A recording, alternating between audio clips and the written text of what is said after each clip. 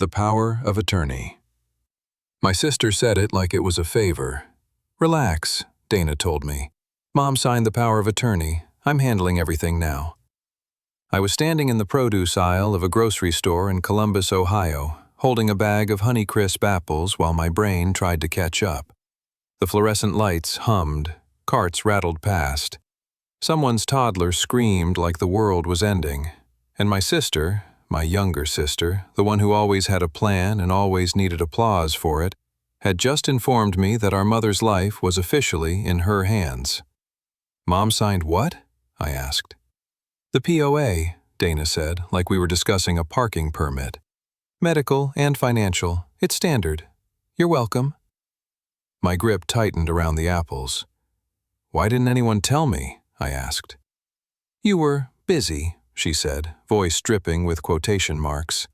Besides, you live 3 states away. It was easier. Easier.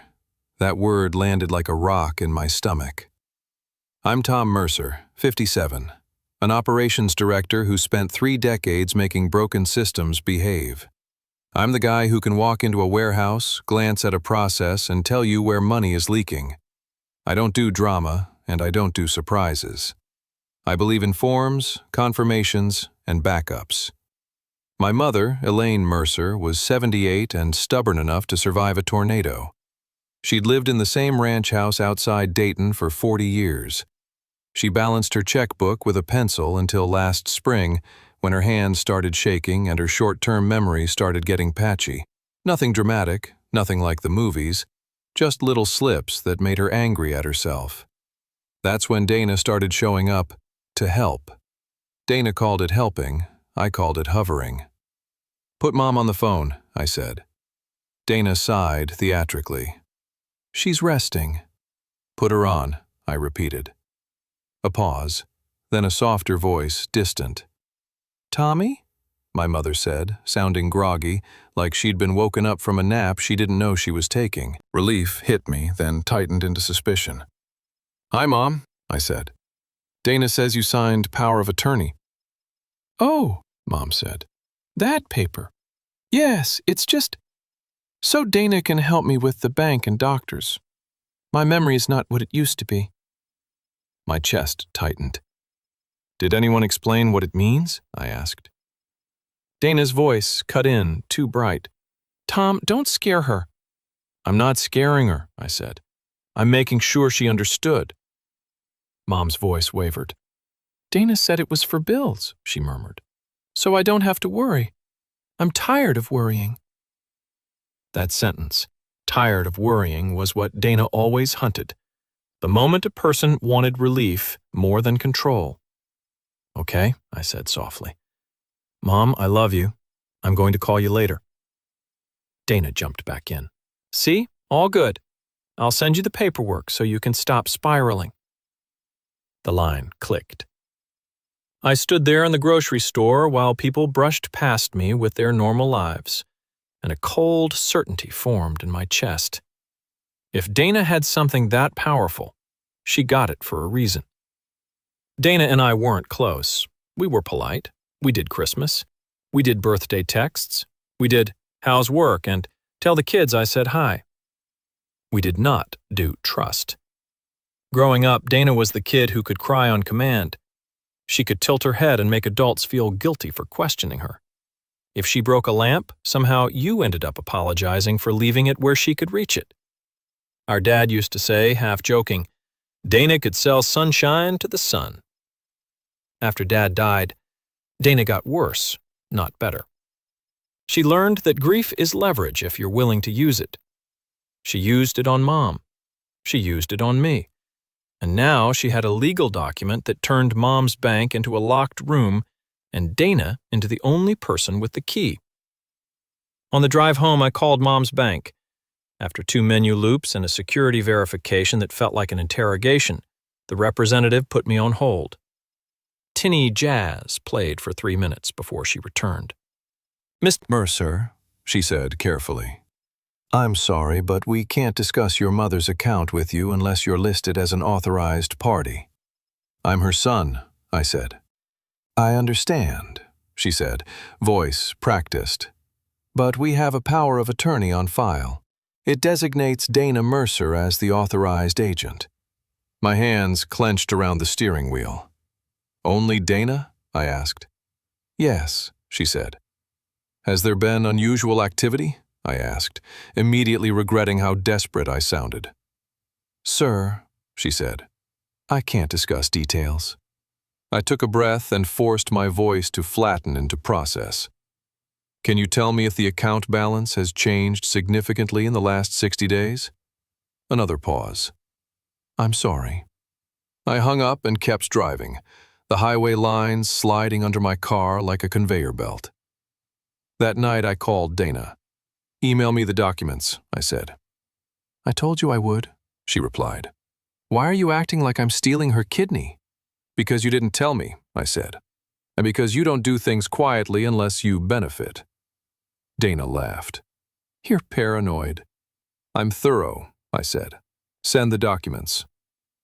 2 hours later, an email arrived with a PDF attachment titled, Elaine Mercer, POA, signed. I opened it and felt my scalp prickle. The signature looked like Mom's name, kind of, but it was too smooth, too steady. My mother's handwriting had become shaky and uneven. This signature looked like it had been traced. The notarization stamp wasn't from Mom's longtime bank branch, where she knew everyone by name. It was from a mobile notary service I'd never heard of, with an address in a strip mall. Dana had gotten Mom to sign away her financial autonomy with a stranger from a strip mall. I leaned back in my chair and stared at the ceiling. Then my phone buzzed with a notification from a number I didn't recognize. Bank alert. Withdrawal of $8,500 processed. My stomach dropped. I hadn't gotten bank alerts for Mom's account in years. I used to help her set them up back when she still let me. She must have kept my number on file for notifications, even if the bank wouldn't talk to me. Which meant one thing. Dana had just pulled cash out of Mom's account. I called Dana immediately. She didn't pick up. I called again. No answer. I texted. What did you withdraw $8,500 for? The typing bubbles appeared, then vanished. No reply. At 11:42 p.m., my phone buzzed again. Bank alert. Transfer of $2,900 processed. I stared at the screen until my eyes hurt. This wasn't helping with bills. This was extraction. I didn't sleep. I built a folder on my laptop titled Elaine. Evidence. I saved the PDF. I saved the bank alerts. I wrote a timeline in a notes file like I was prepping a compliance audit. Because when your heart is breaking, you can either collapse or document. I choose document. At 5:30 a.m., I got in my car and drove to Dayton. It was 3 hours of gray winter highway and a growing knot in my gut. I kept replaying childhood scenes like my brain was searching for a clue I'd missed. Dana borrowing my sweatshirt and never returning it. Dana helping me with a science project and taking credit. Dana crying to Mom when she didn't get her way. Dana had always been good at two things, making herself look necessary, making everyone else look cruel for questioning her. When I pulled into Mom's driveway, my heart squeezed. The porch light was on in daylight, curtains drawn. A home health van idled by the curb. Dana stepped out the front door like she'd been waiting. She wore leggings and a fleece vest, hair in a neat ponytail, the uniform of someone who wanted to look like the responsible caregiver. "Tom," she said with a smile that didn't reach her eyes. "What are you doing here?" "Seeing Mom," I said, walking past her. Dana moved to block the doorway. "She's not up for visitors," she said. I stopped, inches from her, and lowered my voice. "Get out of my way," I said. Dana's smile tightened. "You can't just barge in." "I can," I said. "It's my mother's house." Dana's eyes flashed. "It's not safe for her to be stressed, and frankly, you stress her." That sentence was the first real tell.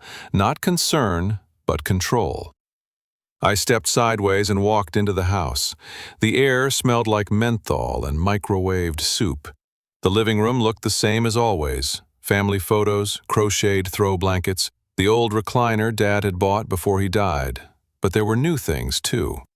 A ring light in the corner, a stack of unopened mail on the coffee table, a folder labeled Important Docs with Dana's handwriting, a new doorbell camera on the front window, angled inward like it cared more about watching Mom than watching the street, and my mother, sitting in her recliner wearing a cardigan that looked too big for her. "Tommy," she said, blinking at me like she was trying to place me in a dream. I crossed the room and knelt beside her. "Hi, Mom," I said gently. "How are you feeling?" "Tired," she said. "Dana says I need rest." Dana hovered behind me like a shadow. "Mom," I said softly, "did you withdraw $8,500 yesterday?" Mom frowned. "Withdraw? No, why would I?" Dana cut in. "It was for her care," she said quickly. "Home health services. It's expensive." I looked up at her. "Then show me the invoice," I said. Dana's nostrils flared. "You don't get to interrogate me in front of her," she snapped. "I will," I said calmly, "because you're handling her money." Dana's voice went syrupy. "Tom, you don't understand. This is hard. I'm here every day. You swoop in once a month and act like you're the hero." "I'm not here to be a hero," I said. "I'm here because I got a bank alert." Mom looked between us, anxious. "Please don't fight," she whispered. I took her hand. "We're not fighting," I lied. "We're clarifying." Dana's phone buzzed. She checked it and slid it into her pocket too fast. I stood up. "I want to see the bank statements," I said. Dana scoffed. "They're online." "Open them," I said. Dana crossed her arms. "No." There it was again, the refusal. In my world, refusal is a data point. It's the sound a liar makes when you ask for receipts. I looked at Mom. "Mom," I said gently, "do you want me to help you with your finances?" Mom's eyes filled with tears. "I don't want anyone mad," she whispered. "Your father, he hated fighting."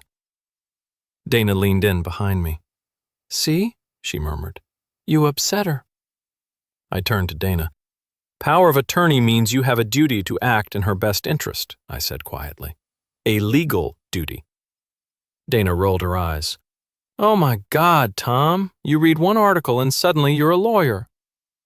"I don't need to be a lawyer to recognize theft," I said. Dana's face hardened. "Careful," she warned. I took a slow breath and said the sentence that made the room go still. "I'm calling Adult Protective Services," I said.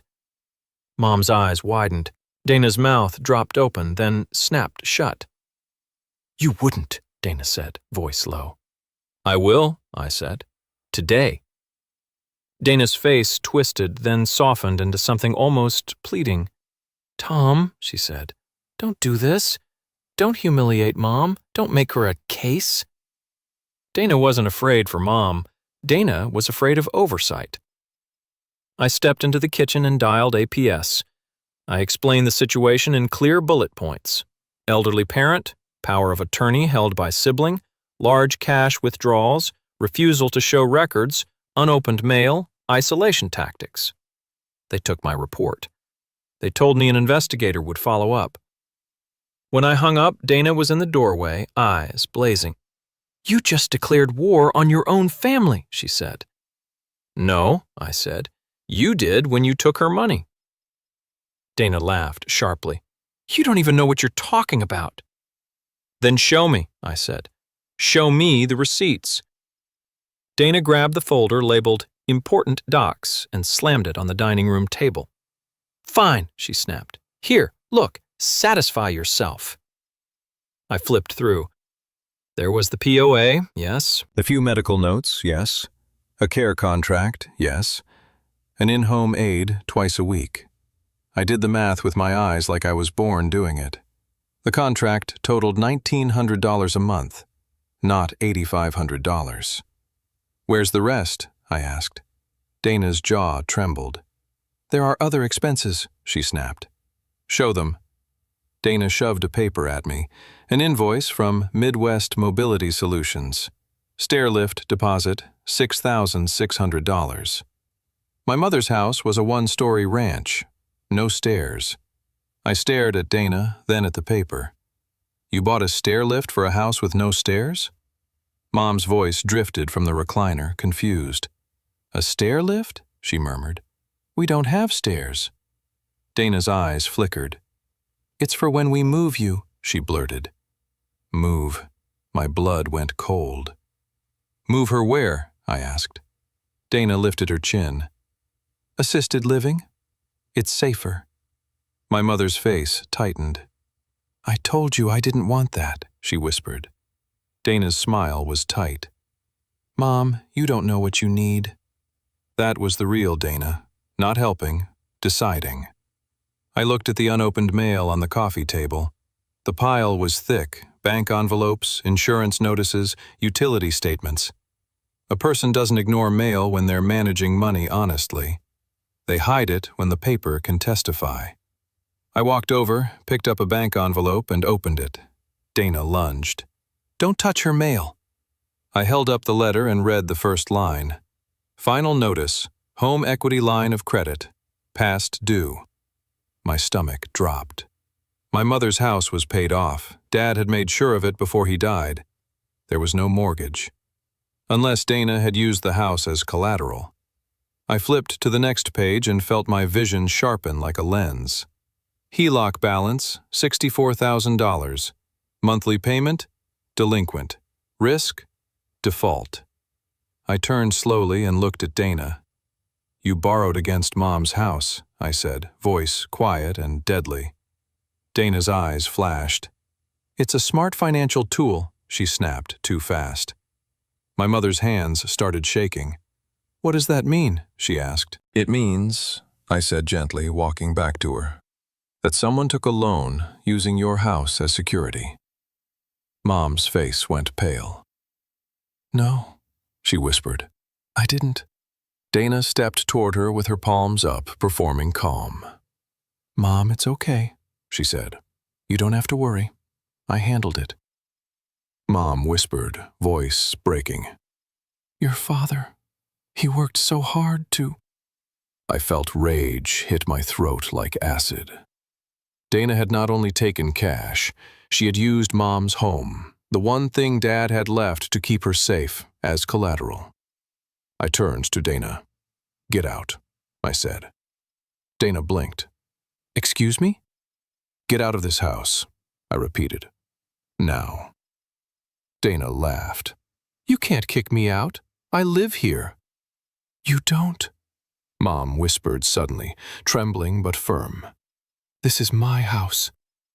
Dana stared at her like she'd never seen her before. Then Dana turned to me, eyes venomous. You did this, she hissed. I stepped closer. No, I said. You did. Dana snatched her coat and stormed toward the door. Before she left, she turned back and said quietly, You have no idea what you just started. The door slammed. Silence settled in the house like dust.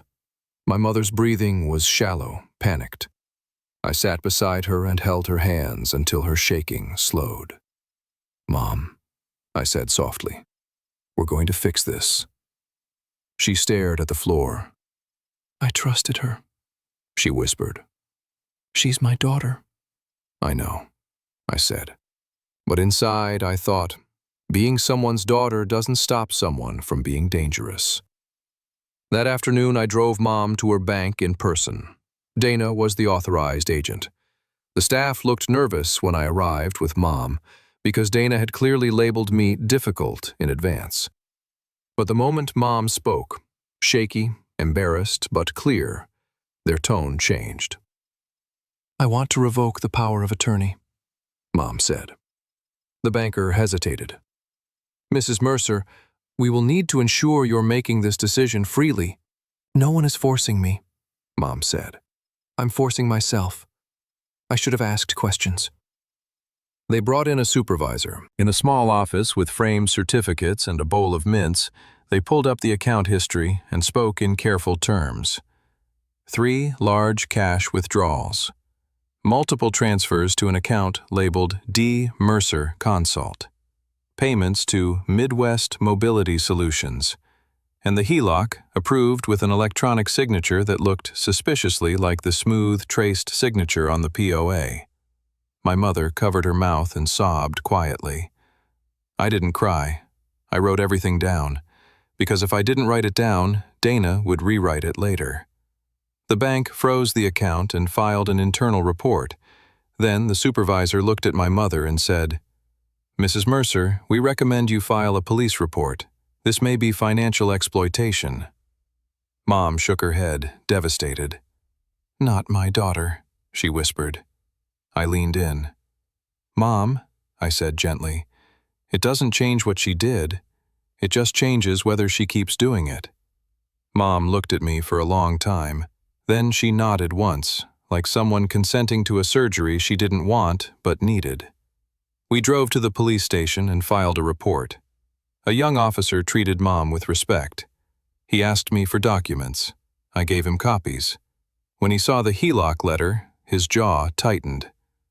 "This is serious," he said quietly. "We'll assign a detective." By the time I got Mom back home, my phone had lit up like a warning sign. 42 missed calls, all from Dana. And then the texts began. "You're embarrassing, Mom. You always hated me. Dad would be ashamed of you. You're trying to steal the house." Then, because Dana couldn't tolerate losing the narrative, she did what she always did. She went public. She posted on Facebook. My Aunt Linda texted me a screenshot. Dana's post was a masterpiece of selective truth. "Hard week, taking care of Mom while my brother shows up to accuse me of things because he's stressed and guilty he's not here. Please pray for Mom. Please pray for peace." The comments were instant. "You're so strong, Dana. Families are so hard. He should be grateful you're doing this."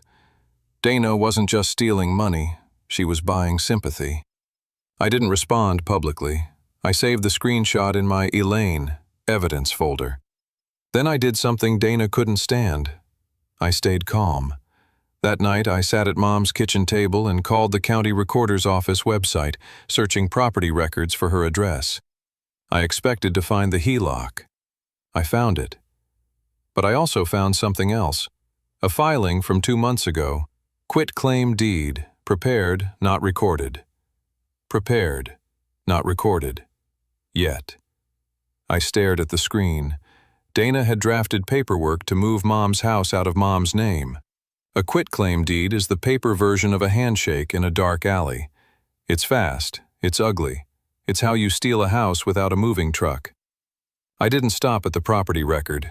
I called the HELOC lender number listed on the notice, on speaker with Mom beside me so she could hear the words in real time, not filtered through Dana. After a round of verification, the representative's voice tightened with concern. "Mrs. Mercer," she said, "this line was opened 91 days ago. Funds were drawn in 3 separate advances. We mailed disclosures and a welcome packet." Mom's eyes widened. "I never saw any packet," she whispered. Because Dana had been intercepting the mail.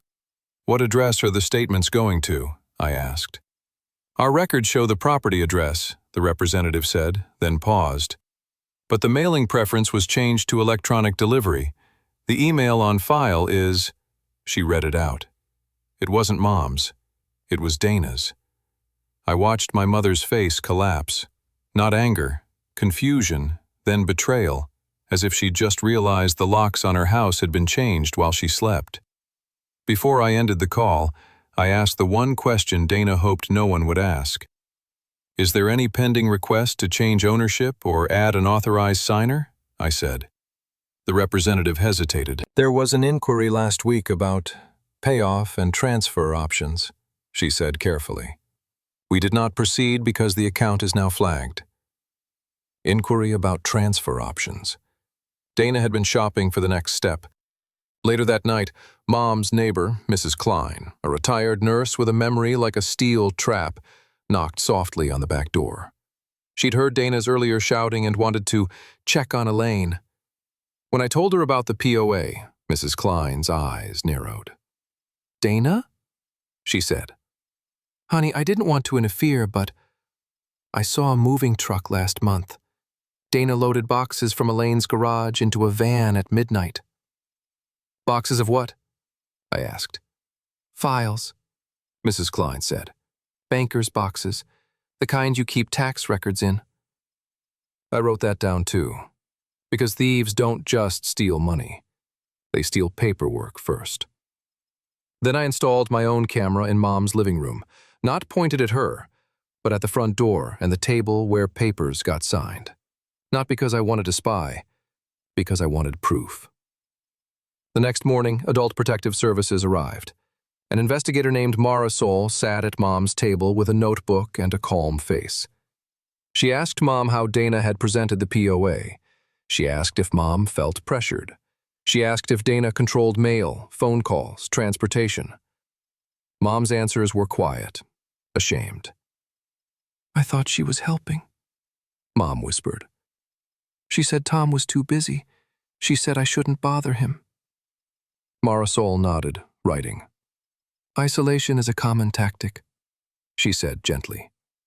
It makes the person feel dependent on one caregiver. I felt my jaw tighten. Dana hadn't just stolen money. She had isolated our mother to make herself necessary. Marisol looked at me. Do you have a safe plan for care? She asked. Yes, I said. I can stay for now. I'll arrange in-home care through an agency Mom chooses, and I want a new durable power of attorney drafted with oversight. Marisol nodded. That's good. And if your sister escalates or threatens you, call law enforcement. This isn't a family argument when money and safety are involved. That afternoon, I met with an elder law attorney. Her name was Patricia Sue, and she had the kind of steady voice that makes you want to tell the truth. She reviewed the POA and frowned. This notarization looks questionable, she said. The signature doesn't match the later bank signature on file, and the HELOC approval suggests misuse. Can we revoke the POA? I asked. Yes, Patricia said, and we'll draft a new one. But when a bad agent is aggressive, revocation alone isn't always enough. They can keep producing new documents, especially if they're using a shady notary. My mother's eyes filled with tears. I don't want to lose my daughter, she whispered. Patricia looked at her kindly. Mrs. Mercer, you're not losing her. You're protecting yourself.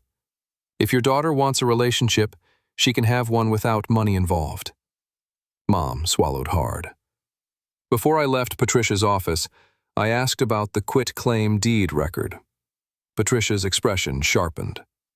If she drafted a deed, she said, we need to file a notice with the recorder to prevent fraudulent transfer. And we should consider a restraining order if she's pressuring your mother. On the drive back, my phone buzzed with a new alert. Bank alert. Attempted wire transfer. Declined. Attempted. Declined. Which meant Dana had tried to move a larger chunk and the bank's freeze stopped it. My chest tightened at the thought of what would have happened if I'd waited even one more day. At 7:13 p.m., the doorbell rang. Not the electronic chime I'd grown up with. The sharp new chime Dana installed when she moved in. I checked the camera feed. Dana was on the porch. Beside her stood a man in a blazer holding a clipboard. A notary. Dana's smile was bright, performative, the same smile she used at school functions when she wanted people to assume she was the competent one. I opened the door, stepped out, and closed it behind me. Tom, Dana said sweetly. Perfect. I brought someone to help Mom sign an updated care plan. It's just paperwork. The notary looked uncomfortable, eyes flicking between us like he'd stepped into the wrong movie. I held up my hand. No, I said. Dana blinked. Excuse me? No paperwork, I repeated. Not tonight. Dana's smile tightened. You're being controlling, she said softly, loud enough for the notary to hear. I'm being protective, I said. Then I turned to the notary. Sir, you should leave. My mother isn't signing anything. The notary cleared his throat. Ma'am said your mother requested. She didn't, I said. Dana's eyes flashed. You can't speak for her." "Then we'll ask her," I said, and I opened the door. Mom sat in her recliner, eyes widening at the sight of Dana and a stranger. Dana called out, voice sugary. "Mom, I brought a notary for the documents we discussed." Mom looked at me, confused. "What documents?" she whispered. Dana froze for a split second. Then she recovered. "The care plan," she said quickly, "so Tom can stop worrying." Mom's voice trembled. "I didn't ask for that," she said. The notary shifted, uncomfortable. Dana's face hardened. "Mom, don't do this," she said, the sugar cracking into steel. Mom shrank back. And in that moment, the whole dynamic was visible. Dana pushing, Mom retreating. I stepped in front of Mom. "We're done," I said. "Leave." Dana's eyes burned into mine. "You think you can erase me?" she hissed. "I'm her daughter." "And she's your mother," I said, "not your bank." Dana snapped her head toward the notary. "We're leaving," she said sharply. The notary didn't hesitate. He backed away like someone escaping a fire. Dana leaned in close to me at the doorway, voice low. "If you keep this up," she whispered, "you'll regret it." She turned and marched down the steps. My mother's hands were shaking again. I held her and promised her something I wasn't sure I could guarantee. She won't do this to you again. That night, Dana's calls started, one after another. When I didn't answer, she left voicemails, crying, yelling, pleading, threatening. By midnight, I had 95 missed calls. Not just from Dana, from family. Aunt Linda, Uncle Gary, Cousin Mark, even my mom's church friend, Mrs. Petty, who hadn't called me in years. Dana had activated the family machine. The next morning, Aunt Linda cornered me on the phone. "How could you do this to your sister?" she cried. "She's sacrificed everything." "Linda," I said calmly, "Dana took out a loan against Mom's house." Silence. Then, "Dana said that was for Mom's care," Linda whispered. "Mom has no stairs," I said. "Dana bought a stair lift." Another silence. You could hear someone's television in the background, the normal world continuing while our family cracked. Is that true?" Linda asked. "It's documented," I said. "If you want to help, stop calling me and start telling Dana to bring receipts." Linda hung up, stunned. 2 days later, Dana escalated. She showed up at my job. My assistant buzzed my office. "Tom, there's a woman in the lobby saying she's your sister. She's upset." I walked out and found Dana pacing like she owned the place. "Tom," she shouted, loud enough for employees to hear. "You're destroying our family. You're abusing Mom." The word abuse hit me like a slap. It was a nuclear word. Dana loved nuclear words. I stepped closer, voice quiet. "Leave," I said. Dana's eyes flashed. "Or what? You'll call the cops again?" she sneered. "If you don't leave," I said, "security will escort you." Dana laughed. "Good," she said. "Make a scene. That's what you do." Security approached. Dana kept shouting.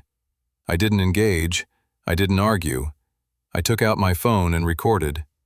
Dana noticed, and her expression flickered, just a little.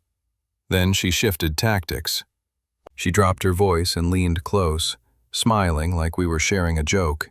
"I know where your kids go to school," she whispered. My blood went cold. It was the same line as the anonymous text. Now I knew it wasn't anonymous. Dana wasn't just panicking. She was threatening. Security escorted her out. I went back to my office, hands steady, and emailed the detective the video and the timestamp. That afternoon, Patricia filed for a temporary protective order.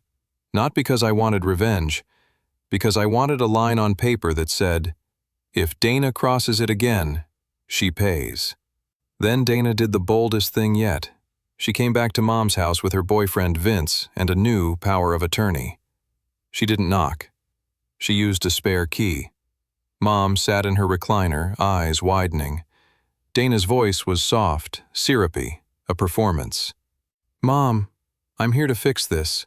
Tom is confused. He's overreacting." Vince nodded like a bobblehead. "We all want what's best," he said. I stepped between them and my mother. "Dana," I said, "you're not allowed here." Dana smiled. "Mom, do you want me here?" she asked, eyes on Mom like she was aiming. Mom's lips trembled. I don't know," she whispered. Dana leaned in, voice low, weaponized. "Mom, Tom called the police on me. He wants to put you in a home. He wants your money." My mother's face twisted with fear.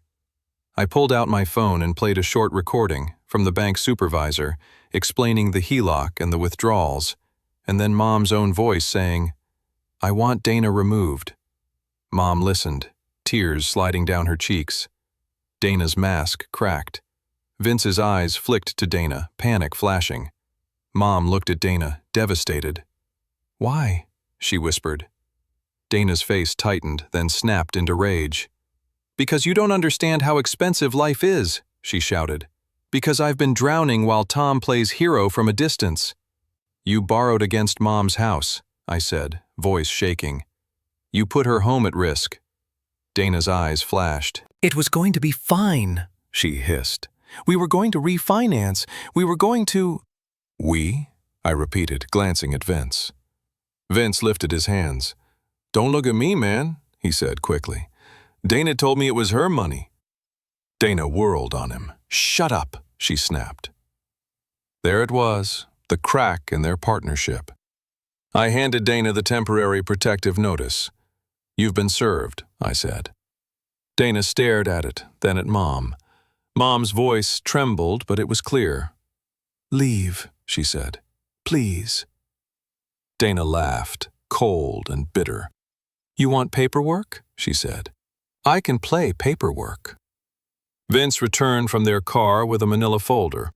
Dana pulled out a document dated 2 weeks earlier, a second POA, naming Vince as co-agent. My stomach tightened. Mom stared at the paper horrified. "I didn't," she whispered. Dana leaned down, voice low. "You did," she said. "Remember? The day you were confused?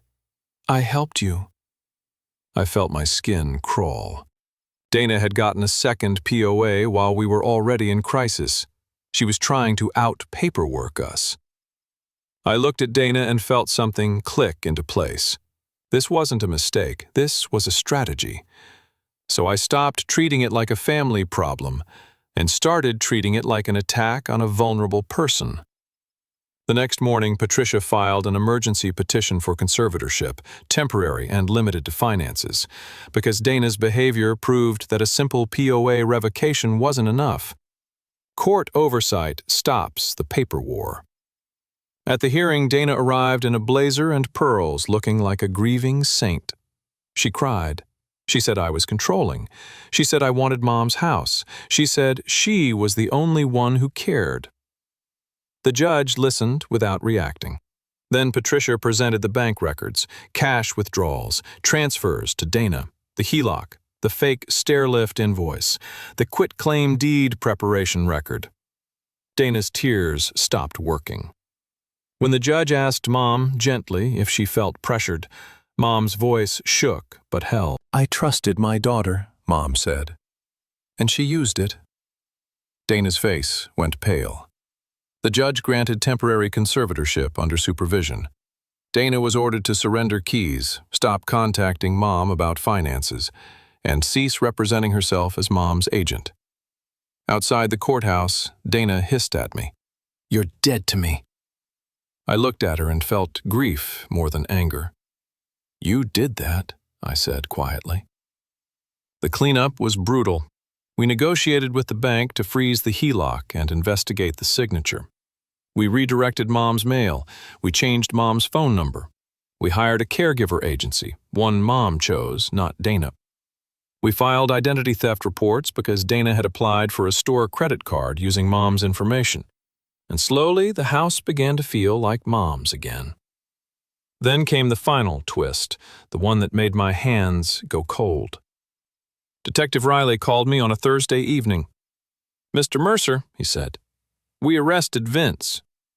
My heart pounded. "For what?" "Outstanding warrants," Riley said. "And during the arrest, we found a portable notary stamp and several blank POA forms." My stomach dropped. Dana hadn't just been careless. She'd been part of a system. Riley's voice stayed calm. "We also found a list," he said. "Names, addresses. It appears they were targeting other seniors." I closed my eyes. "How far did this go?" I asked. Riley exhaled. "We're still investigating, but your report may have stopped a larger pattern." When I hung up, I sat at Mom's kitchen table and stared at my hands. All of this had started with a sentence from my sister. "Relax, I'm handling everything." Handling. That word sounded like care. It meant control. Months later, the legal consequences landed. Dana was charged with financial exploitation of a vulnerable adult and fraud-related offenses connected to the HELOC, the transfers, and the attempted deed maneuver. She took a plea deal that required restitution and probation. She avoided prison by cooperating against Vince and the notary who had been rubber-stamping signatures for cash. My mother mourned anyway. Not just the money, not just the paperwork. She mourned the illusion that family loyalty automatically equals safety. One evening, as I helped Mom water her porch plants, she looked at me and said softly, "I raised her." I swallowed. "You raised us," I said. "And she made her choices." Mom nodded slowly. "I keep thinking, if I had asked you first," she whispered. I squeezed her hand. "If you asked me first," I said gently, "Dana would have found another way. This wasn't about you being naive. This was about her being willing." A year later, Mom was steadier. Not physically. Age doesn't reverse. But mentally, emotionally, she had boundaries now. She asked questions. She demanded to see receipts. She didn't sign anything without Patricia reviewing it. Sometimes she apologized for being difficult. And every time I told her, "You're not difficult. You're safe." Dana didn't come around anymore. Occasionally she sent a short holiday text, stiff, obligatory. Mom would stare at the screen, then hand the phone back to me like it was hot. "Do I respond?" she'd ask. I never told her what to do. I just asked, "What would make you feel peaceful?" Most of the time she didn't respond, because peace is sometimes choosing silence over a relationship that was only safe when you stayed blind. And me? I learned something I wish I'd learned before I had gray hair. Trust is not a blood type. It's a contract. And if someone demands it while hiding receipts, they're not asking for love. They're asking for permission. End.